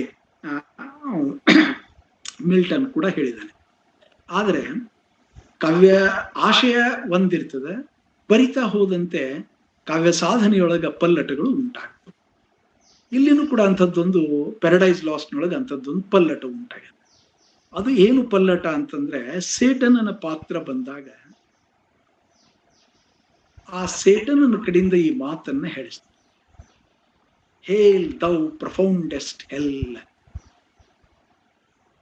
ಹೇಲ್ ದೌ ಪ್ರಫೌಂಡೆಸ್ಟ್ ಹೆಲ್, ಏ ನರಕವೇ, ಪ್ರಫೌಂಡ್ ಆಗಿರ್ತಕ್ಕಂಥ ನರಕವೇ ನಿನಗೆ ಸ್ವಾಗತ ಅಂತ ಹೇಳಿಸುವ ಮೂಲಕ, ಯಾರು ಸ್ವರ್ಗವನ್ನ ತೋರಿಸ್ಲಿಕ್ಕೆ ದೇವರ ದಾರಿಯನ್ನ ಹೇಳಿ ಹೊರಟಾರೋ ಆ ಒಂದು ಕಾವ್ಯದ ಒಳಗೆ ಒಂದು ಪಾತ್ರ ಆ ನರಕಕ್ಕೆ ಸ್ವಾಗತ ಮಾಡುವಂಥದ್ದಿದೆ.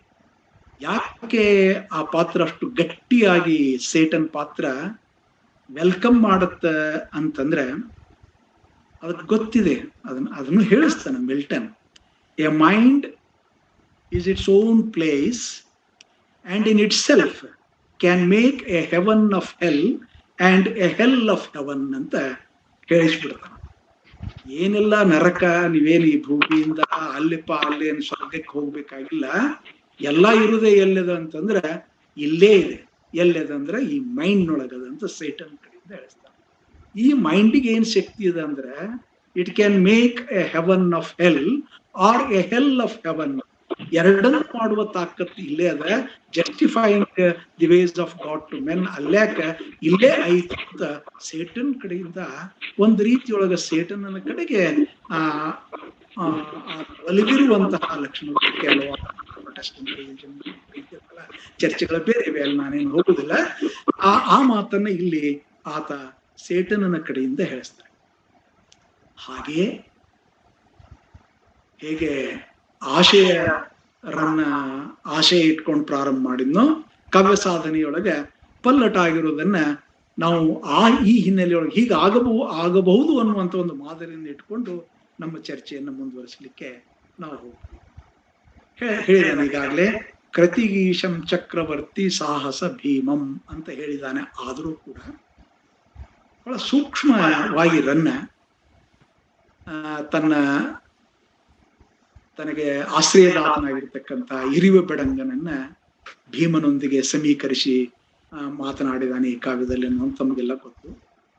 ಆ ಭೀಮನನ್ನ ಇರಿವ ಬೆಡಂಗನಿಗೆ ಹೋಲಿಸಿ ಇರಿವ ಬೆಡಂಗನ ಗುಣಲಕ್ಷಣಗಳನ್ನ, ಅಂದ್ರೆ ಒಬ್ಬ ಕೃತಿಗೆ ಈಶನ ಗುಣಲಕ್ಷಣಗಳನ್ನ ನಾನೀಗ ಅಲ್ಲಿ ಭೀಮ ಅನ್ನೋದನ್ನ ತೆಗೆದು ಕೃತಿಗೆ ಈಶಂ ಅಂತ ಏನದಲ್ಲ ಅವನನ್ನು ಇಟ್ಟು ಆ ಒಬ್ಬ ವ್ಯಕ್ತಿಯನ್ನ ವರ್ಣನ ಮಾಡ್ತಾನೆ. ಯಾರನ್ನ ಅಲ್ಲಿ ವರ್ಣನೆ ಮಾಡಿದ್ದು ಇರುವೆ ಬೆಡಂಗನನ್ನ, ಆ ಭೀಮನನ್ನ ಇಟ್ಕೊಂಡು.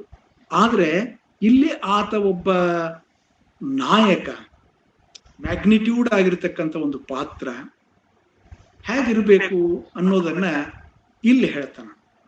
ಒಂದ್ ಕಡೆಗೆ ವರ್ಣನೆ ಮಾಡ್ತಾನ. ವೈರಿ ಸಾಗರದಲ್ಲಿ ಹೊಕ್ಕರೆ,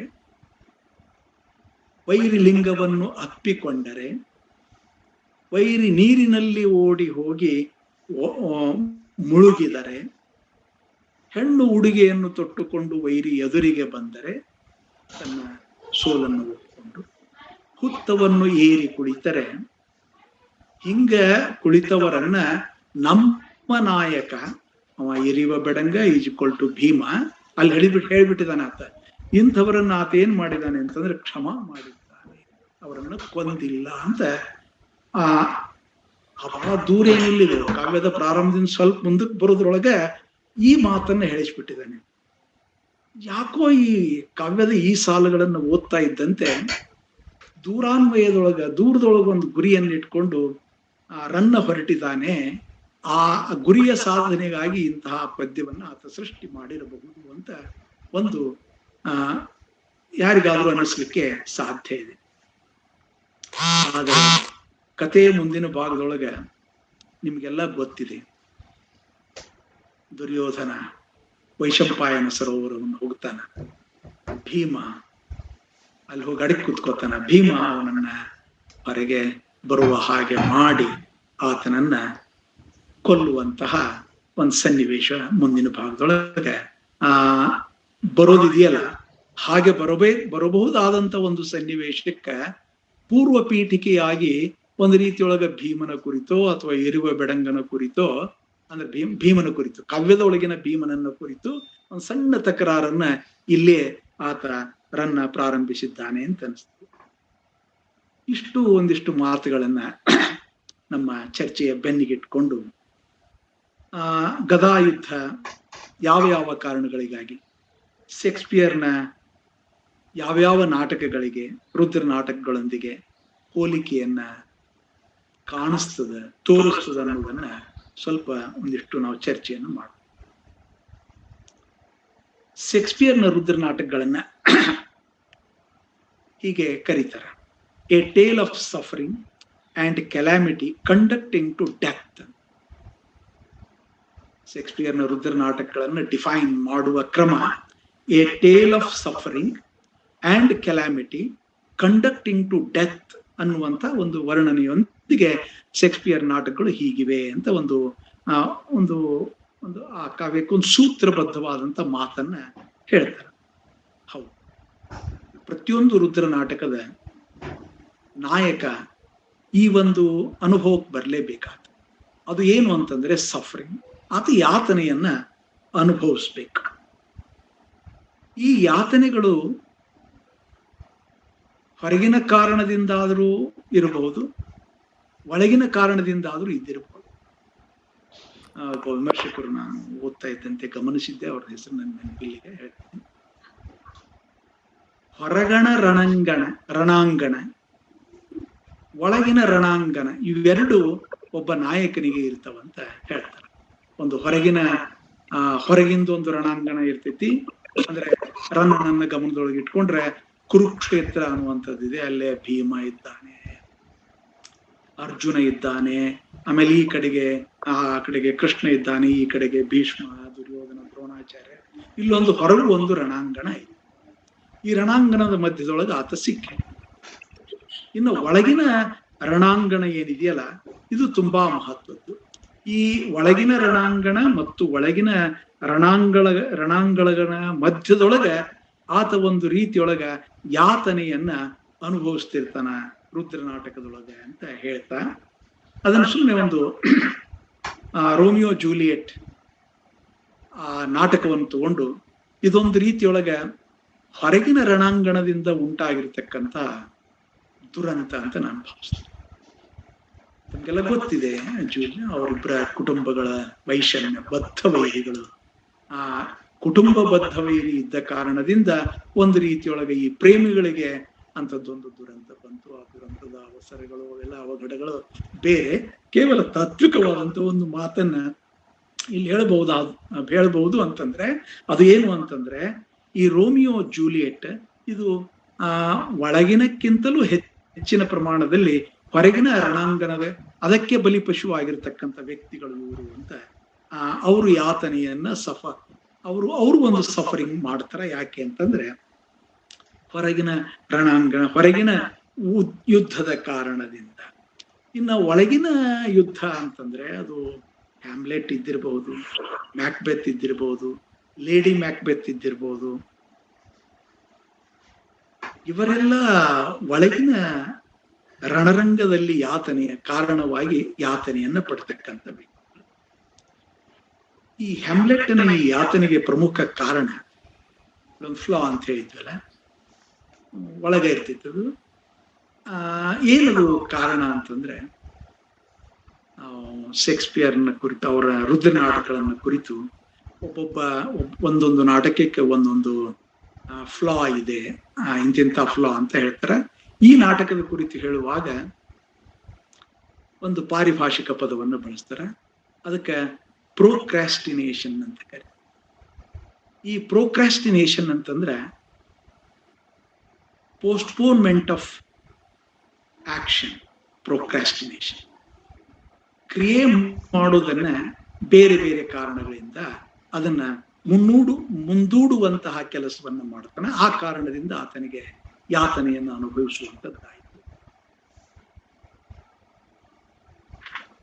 ತನ್ನ ತಂದೆಯನ್ನ ಹೇಗೆ ಪ್ರೋಕ್ರಾಸ್ಟಿನೇಟ್ ಮಾಡ್ತಾನೆ, ಪೋಸ್ಟ್ಪೋನ್ಮೆಂಟ್ ಆಫ್ ಆಕ್ಷನ್ ಹೆಂಗ್ ಮಾಡ್ತಾನೆ, ಹಲವಾರು ಸನ್ನಿವೇಶಗಳಿವೆ. ಮೂಲತಃ ಈ ಭೂತ ಹೇಳಿದ ಮಾತಿನ ಆಧಾರದ ಮೇಲೆಯೇ ನನ್ನ ಚಿಕ್ಕಪ್ಪನನ್ನ ಕೊಂದ್ಬಿಡ್ಬೇಕೆ ಅನ್ನುವಂಥದ್ದು ಒಂದು ನಿಲುವಿನಿಂದ ಒಂದಿಷ್ಟು ಟೈಮ್ ತಗೋತಾನೆ. ಅದನ್ನ ಟೆಸ್ಟ್ ಮಾಡಕ್ ಒಂದು ನಾಟಕ ಮಾಡ್ತಾನೆ. ಆಮೇಲೆ ಅಂತಿಮವಾಗಿ ಇನ್ನೇನು ಕೊಂದೇ ಬಿಡ್ಬೇಕಂತ ನಿರ್ಣಯ ಮಾಡಿದಾಗ ಆ ಕ್ಲಾಡಿಯಸ್ನನ್ನ ಕೊಲ್ಬೇಕು ಅಂತ ಹೋದಾಗ ಒಂಥರ ವಿಧಿಯ ಸನ್ನಿವೇಶದ ಹಾಗೆ ಅಲ್ಲಿ ಬರ್ತದೆ. ಆತ ಪ್ರಾರ್ಥನೆಯನ್ನು ಮಾಡ್ತಾನೆ, ಚಿಕ್ಕಪ್ಪ ಕೊಲ್ಬೇಕು ನಿಜವಾಗಿ ಸದ್ಯಕ್ಕೆ, ಆದ್ರೆ ಪ್ರೋಕ್ರಾಸ್ಟಿನೇಷನ್ ಮತ್ತೆ ಮುಂದೂಡ್ತಾನ. ಆ ಒಂದು ಪ್ರಕ್ರಿಯೆಯನ್ನ ಮುಂದಿಡ್ತಾನೆ.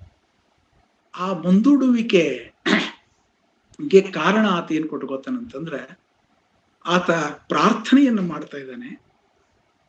ಪ್ರಾರ್ಥನೆ ಮಾಡೋ ಟೈಮ್ ಒಳಗೆ ಕೊನ್ನೆ ಅಂತಂದ್ರೆ ಈ ಮಹಾಪಾಪಿ ನೇರವಾಗಿ ಸ್ವರ್ಗಕ್ಕೆ ಹೋಗ್ತಾನೆ. ಇನ್ನೊಂದು ಸ್ವಲ್ಪ ತಡೆದು ಕೊಲ್ಲೋಣ ಅಂತ ಆತ ಪೋಸ್ಟ್ಪೋನ್ ಮಾಡ್ಬಿಡ್ತಾನೆ. ಆ ಚಾನ್ಸ್ ಮಿಸ್ ಆಗುತ್ತಲ್ಲ, ಅದು ಆತನ ದುರಂತಕ್ಕೆ ಕಾರಣ. ಪ್ರೋಕ್ರಾಸ್ಟಿನೇಷನ್ ಅಂತ. ಆ ಕಾರಣದಿಂದ ಆತನಿಗೆ ಬಹಳ ನೋವನ್ನ, ಯಾತನೆಯನ್ನ ಸಫರ್ ಮಾಡ್ತಾನ. ಇಂಥದ್ದೇ ಪ್ರೋಕ್ರಾಸ್ಟಿನೇಷನ್ ಅನ್ನ ರನ್ನನ ಗದಾ ಯುದ್ಧದಲ್ಲೂ ನಾವು ಕಾಣ. ಎಂತೆಂಥ ಅವಕಾಶಗಳು ಬಂದ್ರೆ ಅವುಗಳನ್ನೆಲ್ಲ ಪೋಸ್ಟ್ಪೋನ್ ಮಾಡ್ತಾ ಹೋಗಿದ್ದಾರೆ. ಎಷ್ಟು ಸಂಧಿಗಾಗಿ ಎಷ್ಟು ಜನ ಅಲ್ಪರಿದಿದ್ದಾರೆ ಅಂತಂದ್ರೆ, ಆತ ಕೃಷ್ಣನಿಂದ ಹಿಡ್ಕೊಂಡು, ಭೀಷ್ಮನಿಂದ ಹಿಡ್ಕೊಂಡು, ಸಂಜಯನಿಂದ ಹಿಡ್ಕೊಂಡು ಎಲ್ಲಾ ಜನ ಒಬ್ಬರ ನಂತರ ಒಬ್ರು ಸಂಧಿ ಮಾಡ್ಕೋ, ಈ ಯುದ್ಧ ಬೇಡ, ಸಂಧಿ ಮಾಡ್ಕೋ ಅಂತ ಹೇಳಿದ್ರೆ, ಆ ಸಂಧಿ ಮಾಡಿಕೊಳ್ಳುವುದನ್ನ ನಿರಂತರವಾಗಿ ಆತ ಪೋಸ್ಟ್ಪೋನ್ ಮಾಡ್ತಾ ಹೋಗೋದನ್ನ ನಾವು ಇದೊಂದು ರೀತಿಯೊಳಗ ಅವನು ಸ್ವಭಾವಕ್ಕೆ ಒಗ್ಗಿದ್ದಾದ್ರಿಂದ ಇದನ್ ಬೇಕಾದ್ರೆ ಒಂದಿಷ್ಟು ಅಗಣ್ಯ ಮಾಡಿ ಆತ ಕಾಲಹರಣ ಮಾಡುವಂತ, ಯುದ್ಧನೆ ಮಾಡೋದು ನಿಜ ಇತ್ತಂದ್ರೆ ಕಾಲಹರಣ ಮಾಡುವಂತ ಒಂದು ಒತ್ತಡ ಅವನಿಗೂ ಬರ್ತದೆ.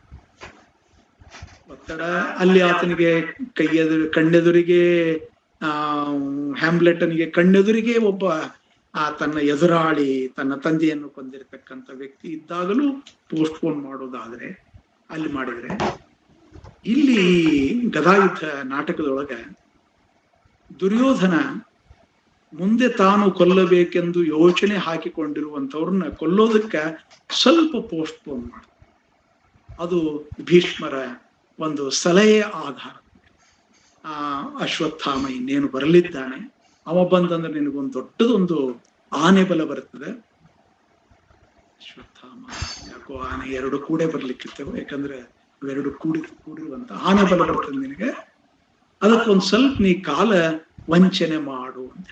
ಯಾವುದನ್ನ ನಾವು ಹ್ಯಾಮ್ಲೆಟ್ ನಾಟಕದೊಳಗೆ ಪ್ರೋಕ್ರಾಸ್ಟಿನೇಷನ್ ಅಂತ ಕರೀತೀವಿ, ಅದನ್ನ ಆ ಪ್ರೋಕ್ರಾಸ್ಟಿನೇಷನ್ ಅನ್ನು ಕನ್ನಡದೊಳಗೆ ಇಲ್ಲಿ ಕಾಲವಂಚನೆ, ಕಾಲಕ್ಷೇಪ ಮಾಡೋದಕ್ಕಾಗಿ ನೀನು ವೈಶಂಪಾಯನ ಸರೋವರದೊಳಗೆ ಹೋಗಿ ಅಡಗಿ ಕುಳಿತುಕೋ ಅಂತ ಹೇಳುವಂತ ಒಂದು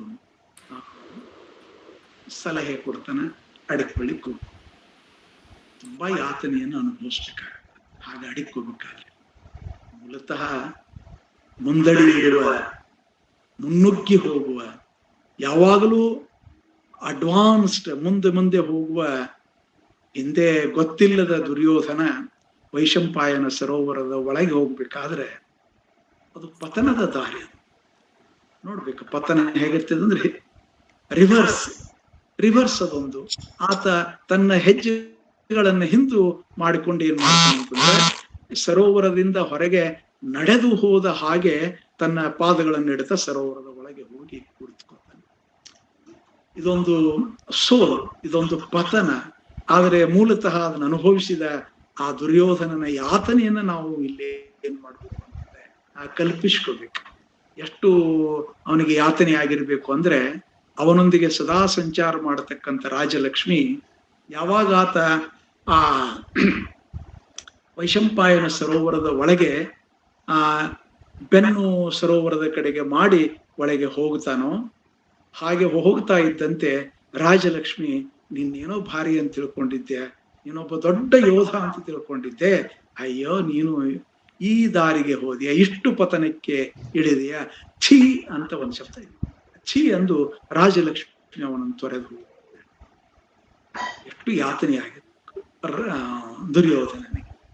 ಇನ್ನೇನು ಹಿಂಗ್ ಒಳಗೆ ಇಳಿತಾನ ಅನ್ನೋದ್ರೊಳಗೆ ಅಲ್ಲಿರ್ತಕ್ಕಂಥ ಆ ಪಕ್ಷಿಗಳು ಏನಂತವಂದ್ರೆ, ಇಲ್ಲೇ ಈ ವ್ಯಕ್ತಿ ಬಂದ ಮಹಾ ಹೇಡಿ ಇದ್ದಾನೆ ಈತ, ಇಂಥ ಒಬ್ಬ ಹೇಡಿ ನಮ್ಮ ಈ ವೈಶಂಪಾಯನ ನೀರಿನೊಳಗೆ ಇಳಿದ್ರೆ ನೀರೆಲ್ಲ ಬತ್ತಿ ಹೋಗುತ್ತೆ, ದಯವಿಟ್ಟು ಅಲ್ಲಿಂದ ಮೇಲಿಂದ ಹಾರಿ ಬರತಕ್ಕಂತಹ ಪಕ್ಷಿಗಳೇ ದಯವಿಟ್ಟು ಈ ಸರೋವರದ ಕಡೆಗೆ ಬರಬಾಡ್ರಿ, ನಾವು ಇಲ್ಲಿ ನಿಲ್ಲಂಗಿಲ್ಲ ಅಂತ ತಿಳ್ಕೊಂಡು ಅವು ಕೂಡ ಹಾರಿ ಹೋದುವಂತ ರನ್ನ ಒಂದು ಬಹಳ ವಿಶಿಷ್ಟವಾಗಿರ್ತಕ್ಕಂಥ ಒಂದು ಸನ್ನಿವೇಶವನ್ನು ಕ್ರಿಯೇಟ್ ಮಾಡಿ ದುರ್ಯೋಧನನ ಯಾತನೆಯ ಒಂದು ಅದರ ವಿಸ್ತಾರ, ಯಾತನೆಯ ಆಳವನ್ನ ನಮಗ ಆತ ಪರಿಚಯ ಮಾಡ. ಆದ್ರೆ ರನ್ನ ಮತ್ತೆ ದುರ್ಯೋಧನ ನೀರಿನಿಂದ ಹೊರಗೆ ಬರುವ ಎಲ್ಲ ಸನ್ನಿವೇಶ ಇದೆ. ಎದ್ದು ಬಂದ ನಂತರವೂ ಕೂಡ ಆತ ಏನ್ ಅನ್ನಂಗಿಲ್ಲ ಅಂತಂದ್ರೆ ನಾನು ಹೇಳಿ ಅನ್ನಂಗಿಲ್ಲ. ಅಲ್ಲೊಂದು ವಿವರಣೆ ಕೊಡ್ತಾನ ಕೊಡಿಸ್ತಾನ ದುರ್ಯೋಧನ ಬಾಯಿಂದ. ನಾನು ನೀರೊಳಗೆ ಹೋಗಿ ಹೊರಗೆ ಬಂದಿನ್ಲ, ಇದು ನೀವು ಪತನ ಅಂತ ತಿಳ್ಕೊಬೇಡ್ರಿ. ಅದ್ ಹೆಂಗಂದ್ರೆ ವಿಷ್ಣು ಅವತಾರ ತಾಳಿ ಕೂರ್ಮಾವತಾರದೊಳಗೆ ಹೇಗೆ ರಸಾತಲದೊಳಗೆ ಇಳಿದು ಹೇಗೆ ಭೂಮಿಯನ್ನು ಹೊತ್ಕೊಂಡು ಹೊರಗೆ ಬಂದಲ್ಲೋ, ಹಾಗೆ ನಾನು ಮತ್ತೆ ಭೂಮಿಯನ್ನ ಪಡಿಲಿಕ್ಕೆ ತಳಗಿನಿಂದ ಎದ್ದು ಬಂದಿದ್ದೇನೆ ಅಂತ ತನ್ನನ್ನು ಹೇಳಿಕೊಳ್ಳುವ ಈ ಪರಾಕ್ರಮದ ಮಾತುಗಳೇನಿದೆಯಲ್ಲ, ಈ ಯೋಧರು ಹೀಗೆ ಇರ್ತಾರ. ಜೂಲಿಯಸ್ ಸೀಸರ್ ಕೂಡ ಹಾಗೆ ಮಾತಾಡ್ತಾರೆ. ಹೇಗೆ ಅಂತಂದ್ರೆ ನಾಳೆ ಈದ್ಸ್ ಆಫ್ ಮಾರ್ಚ್ ಬಂದೇ ಬಿಡ್ತೀವಿ, ನನಗೆ ಕನಸು ಬಿದ್ದದ, ನೀನ್ ಕೊಲ್ತಾರ ಅಂತ ಏನೆಲ್ಲ ಒಬ್ಬೊಬ್ರು ಒಂದೊಂದು ಹೇಳಿದ್ರೆ, ಜೂಲಿಯಸ್ ಸೀಸರ್ ಹೇಳ್ತಾನೆ ನಾನು ಹೋಗೇ ಬಿಡವ, ನಾಳೆ ಹೋಗೇ ಹೋಗ್ತೀನಿ. ಯಾಕಂತಂದ್ರೆ ಆತ ಹೇಳುವ ಮಾತು cowards die many a time before death. ಸಾವಿಗಿಂತ ಮೊದಲೇ ಹಲವಾರು ಜನ ಸತ್ ಹೋಗ್ತಾರೆ. ಕಾವರ್ಡ್ಸ್, ಪುಕ್ಕಲು ವ್ಯಕ್ತಿಗಳು ಸಾಯ್ತಾರೆ. ತನ್ನನ್ನು ಹೇಳ್ಕೊತಾನೆ ತನ್ನ ಬಗ್ಗೆ. ನಾನು ಮತ್ತು ಸಾವು ಹೆಂಗದಿವಿ ಅಂದ್ರೆ ಎರಡು ಸಿಂಹಗಳಿದ್ದಂಗೆ. ಆ ಎರಡೂ ಸಿಂಹಗಳು ಒಂದೇ ದಿನ ಹುಟ್ಟಿವಿ. ನಾನು ಇನ್ನೊಂದು ಸಿಂಹದಲ್ಲ, ಅದಕ್ಕಿಂತ ಸ್ವಲ್ಪ ಮೊದ್ಲೇ ಕೊಟ್ಟಿನಿ. ಐ ದಿ ಎಲ್ಡರ್ ಅನ್ನುವಂತ ಮಾತೇನಿದೆಯಲ್ಲ,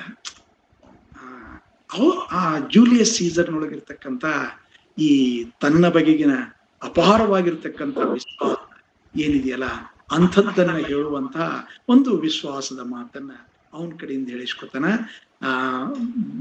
ಭೀಷ್ಮರು ಹೇಳಿದ್ದಕ್ಕಾಗಿ ನಾನು ಕೆಳಗೆ ಹೋಗಿದ್ದೆ ನೀರಿನೊಳಗೆ, ಹೊರತಾಗಿ ನಾನೇನಾಗಿಲ್ಲ ಅಂತಂದ್ರೆ ಹೀಗೆ ಅಂಜಿ ಅಡಗಿಕೊಂಡು ಕುಳಿತಿರ್ತಕ್ಕಂಥ ವ್ಯಕ್ತಿ ಅಲ್ಲ, ನನ್ನಲ್ಲಿ ಇನ್ನೂ ಸಾಮರ್ಥ್ಯ ಇದೆ ಅನ್ನೋದನ್ನ ಆತ ಹೇಳ್ಕೊತಾನ. ಅಷ್ಟೇ ಅಲ್ಲ, ನಾನು ಕೂರ್ಮಾವತಾರಿ ಅಂತ ಯಾರು ಅವರ ಬೆಂಗಾವಲಿಗೆ ನಿಂತಿದ್ದಾನೋ, ಕೃಷ್ಣ ಅರ್ಜುನನ ಬೆಂಗಾವಲಿಗೆ, ಪಾಂಡವರ ಬೆಂಗಾವಲಿಗೆ ನಿಂತಿದ್ದಾನೋ ಅಂತ ಕೃಷ್ಣನೊಂದಿಗೆ ತನ್ನನ್ನು ಸಮೀಕರಿಸಿಕೊಳ್ಳುವಂತ ಒಂದು ಅಪರೂಪದ ಒಂದು ಸನ್ನಿವೇಶವನ್ನ ಅಲ್ಲಿ ಕ್ರಿಯೇಟ್ ಮಾಡ್ತಾರೆ. ಈಗಾಗಲೇ ಹೇಳಿದೆ, ಆ ದುರಂತ ನಾಯಕರು ಯಾವ ಸಂದರ್ಭದೊಳಗೂ ಕೈ ಚೆಲ್ಲಿ ಕೂಡಂಗಿಲ್ಲ ಅವ್ರು ಹಾಗೆ ಅವ್ರಿಗೇನ್ ನಂಬಿಕೆ ಇದೆ ಅಂದ್ರೆ ನಾವು ಆಕ್ಟ್ ಮಾಡ್ಲೇಬೇಕು, ನಾವು ನಮ್ ಕೆಲಸ ಮಾಡ್ಲೇಬೇಕು. ಅವರ್ ಥಾಟ್ಸ್ ಆರ್ ಅವರ್ಸ್, ಕೆಲಸ ಅಂತೂ ನಾವು ಮಾಡ್ಲೇಬೇಕು. Their ends none of our own, ಅವು ನಮ್ಮ.